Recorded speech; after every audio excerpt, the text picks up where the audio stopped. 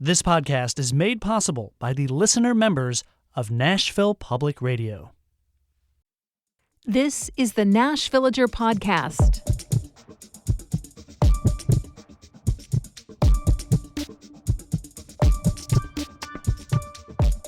It's March 14th, 2025. On this day in 1903, the United States designated the very first national wildlife refuge, Pelican Island on Florida's Atlantic coast. Since then, the wildlife refuge system has grown to a large network of properties set apart for conservation. In all, 96 million land acres and 760 million acres of water are protected in more than 570 wildlife refuges. I'm Nina Cardona, and this is your daily digest of what's happening around Middle Tennessee from Nashville Public Radio, WPLN News. Tennessee has its own version of wildlife refuges, roughly speaking.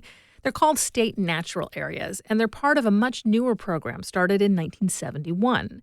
Right now, there are just over 80 areas in Tennessee designated in that way for protection. The label serves to set the land aside for conservation and protect it from development, but that doesn't necessarily mean the state owns the land. Some natural areas are in private hands, but formally protected with a conservation easement. Now, those easements are a pretty strong protective tool on their own, so you might wonder what added value there is in declaring private land to be a state natural area. Well, natural areas are governed by a very specific and extensive set of rules, which have enforcement measures built in. And for folks who care deeply about making sure their land is conserved for generations to come, it's attractive to know that the conservation will follow those rules, which can be updated and revised as we come to understand more about best practices. Every natural area has a management plan and someone who's designated to make sure the plan is followed. They have to make regular reports to the state's Department of Environment and Conservation. There can be recreational features like hiking trails or fishing piers, but only if that activity does not damage or threaten whatever special natural elements cause the area to be set aside in the first place. And there are penalties for damaging a state natural area. This month, the State House passed legislation to create 4 new natural areas, and 2 of them are specifically meant to protect unusual plants that pretty much only exist in Tennessee, in a kind of habitat unique to the mid-state. Those habitats are called cedar glades, and I think they are really special places. You can find them here and there in Rutherford and Wilson counties. They're spots where the layer of soil over the limestone bedrock is incredibly thin. The only trees that can live there are eastern red cedars, and even those might only thrive around the edges. And that gives the glades a different quality of light than sunlight filtered through broadleaves and the deciduous woods all around them. In the middle of the glades are small plants with highly specialized root systems made specifically for that sparse soil. Some of them are beautiful, delicate wildflowers that you won't find anywhere else in the world. Go at the right time of year, and the blooms will take your breath away. And there's something kind of magical or otherworldly about going on a hike through the woods in, say, Cedars of Lebanon State Park, and all of a sudden you're in a pocket-sized meadow, except that it's rocky. The very feature that makes glades unique, the super thin soil, is also what makes them endangered. When this area was settled by farmers, cedar glades were considered wastelands. Folks with glades in places where they wanted to grow crops removed as much rock as they could and carted in topsoil.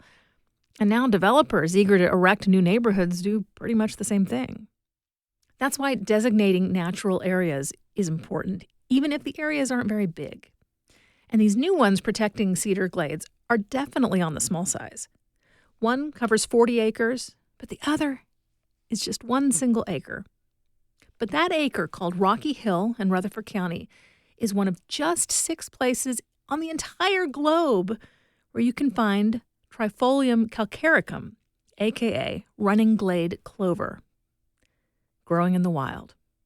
The tiny blooms have multiple white petals with a pale reddish flush of tint at the center.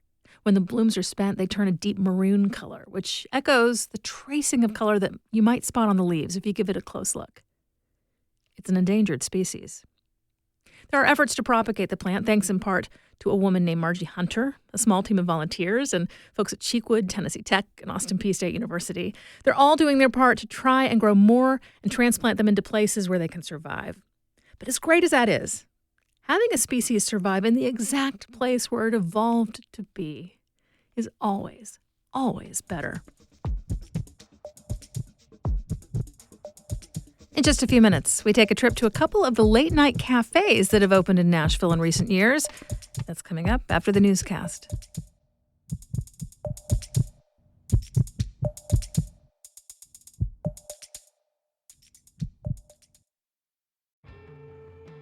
Thematic Static on WNXP is the mixtape we make together. A themed set loosely organized by you, the listener, handpicking songs according to a theme. Airing first Thursdays at 9 a.m. and again Saturdays at 9 a.m., Thematic Static plucks your requests from the socials at WNXP Nashville and by voice memo at 615-320-9100.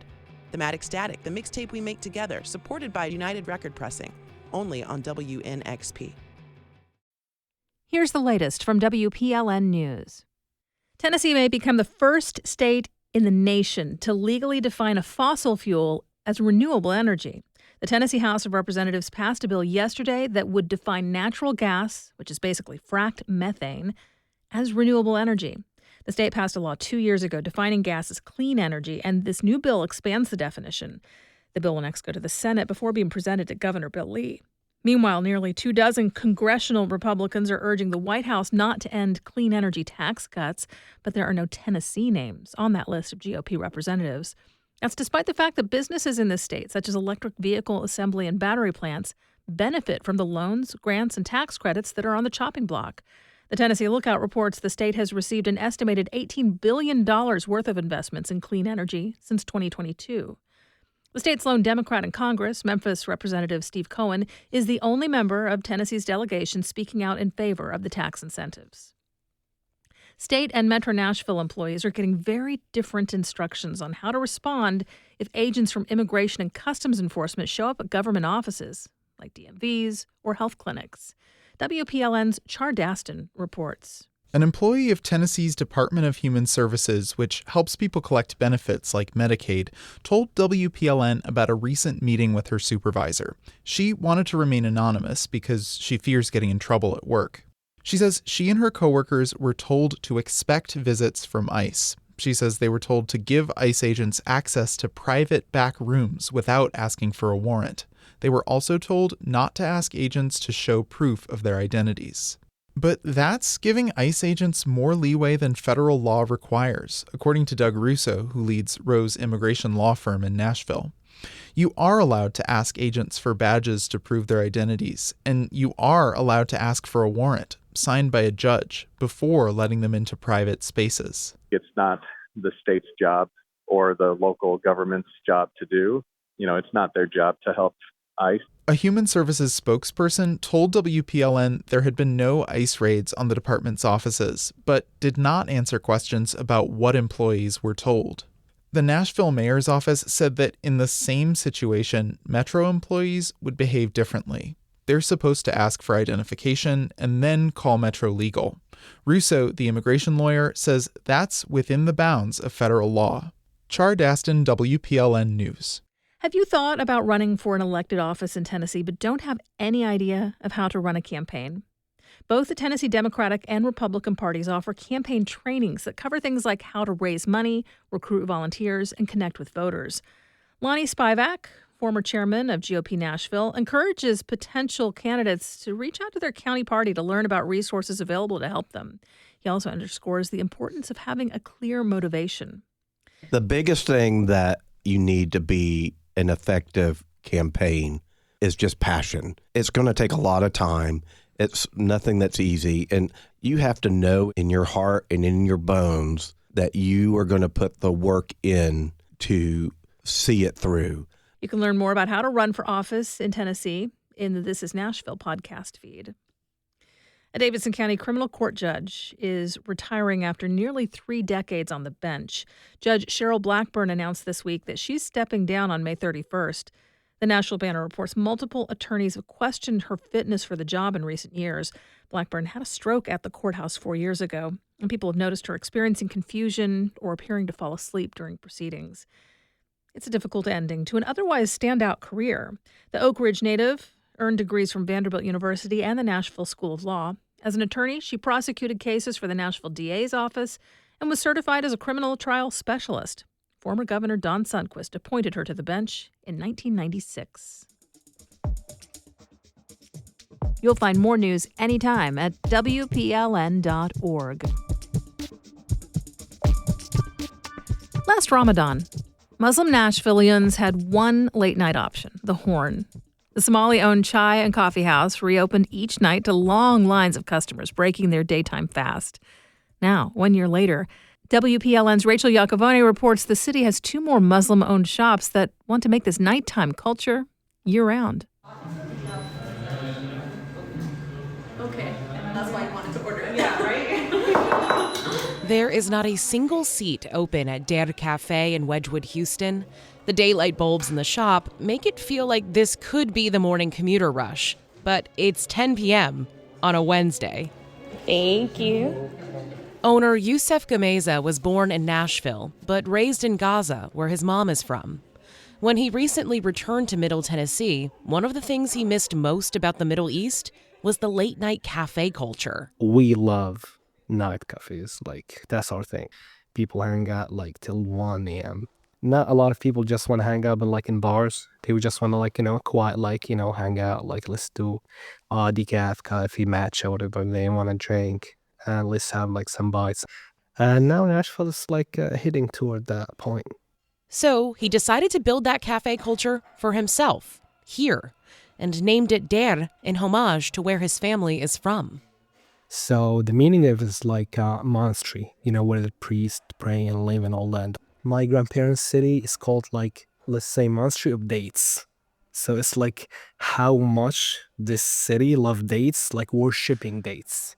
People love coffee to that level of affection, So I use that as double meaning. Gameza found space in a popular neighborhood and decorated in a mix of trendy jewel tones and live plants, plus art from back home. There's a woodblock in the entryway in the shape of Palestine's pre-1946 borders, filled with olive branches. A still life hanging in the hallway depicts Palestinian foods, like manaish, flatbreads covered in za'atar, and Jerusalem bagels. The menu is a similar mix of trending flavors and those nostalgic for Gameza. I was I want to invent something from my history. And even the names of them, one of them is Roman, which is Arab word for pomegranate.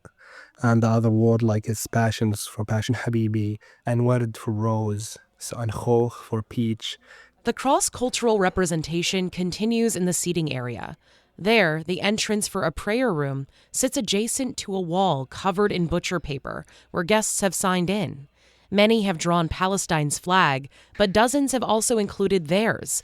Kurdistan, Sudan, even Puerto Rico. That's honestly one of the most beautiful thing. Because the conflict in the Middle East is kind of hard for everyone. So I loved how people can actually transfer their feelings and their love into words. Across town, at Haraz Coffee House in East, a similar scene plays out nightly. Though this new shop is a franchise of a Yemeni-owned chain. Sam Ali leads marketing for Haraz. This concept is not new in the Middle East. They've been doing this for hundreds of years. And now it's kind of being brought here to the United States. Haraz's menu leans into its role as a gateway to coffee in the Arab world. Its name comes from a mountain range in Yemen, where the company and many other shops source their coffee. The soil, where it is, the elevation, a lot of things just happen to all come together to make that one of the best places in the world to grow coffee beans. These Yemeni beans are brewed in-house with spices from the region, like cardamom, ginger, cinnamon, and even saffron. And you'll spot on many tables not just the heavy gold coffee pots, but sweets like baklava, cheesecake, and Haraz's popular bee bites, a baked bread sliced in the shape of pizza, stuffed with cream cheese and drizzled with honey. It's something for everyone. And I think that was the biggest thing. There could be someone who's not a coffee drinker, who's just, hey, I don't drink coffee. They can come in and get a mango pineapple smoothie. The sweets, I think that's what everyone comes for. Haraz has another location planned for Nashville as part of its rapid expansion since opening in the pandemic. The chain has 20 locations across the U.S. currently and 150 more signed to come. I'm Rachel Iacovone, reporting for the Nashvillager. For a shareable list of Nashville coffee shops open late at night, check out today's Nashvillager newsletter and see photos of the cafes online now at WPLN.org. Thanks for listening to the Nashvillager podcast. We take this look at Nashville news every weekday. If you like it, go ahead and subscribe on your favorite podcasting app and tell a friend or give us a mention on your socials. It really helps get the word out. And of course, everything at WPLN News is listener supported. You can become a member at WPLN.org. And that's it for today. Thanks so much for listening. Let's make this day a good one, and we'll catch back up next week.